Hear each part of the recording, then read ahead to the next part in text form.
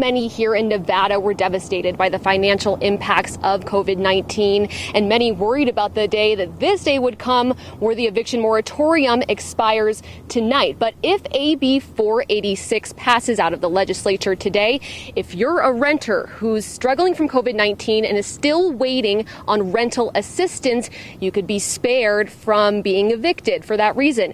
But landlords I spoke to worry about the continued risk for financial ruin that this might put on them. Some of the tenants that come and tell us they are in CHAP program, but that doesn't mean anything. We haven't received the payments for months. Nevada landlords like this one won't be allowed to evict tenants for not paying rent if it can be shown they're still waiting on rent assistance. That's if Assembly Bill 486 passes into law, which it's expected to. Only problem is, we want rent assistance. Give us the rent assistance and then eviction isn't a question. Clark County's Housing Assistance Program, or CHAP, has a backlog of 9,000 applicants, and Vasquez says only 400 applications have been approved this year. Governor Steve Sisolak previously expressed praise for the bill, saying, quote, "This proposed legislation will help ensure federal rental assistance makes its way to the tenants and landlords who need it."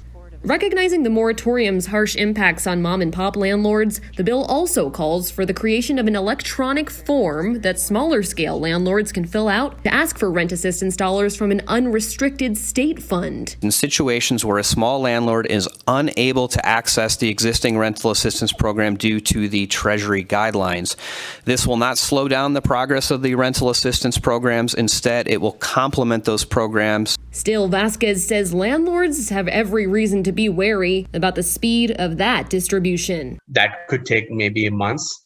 It'll be dependent upon how quickly Homeowners Nevada can get their electronic form up, how quickly the program is available to people, and how efficiently that money will get rolled out.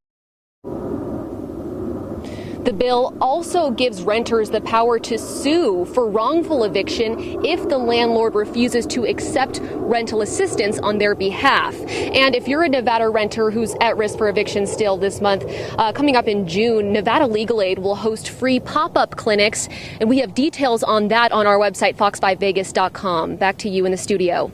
So, Maddie, the CDC's eviction moratorium is still in place right now. How does that play into this mix?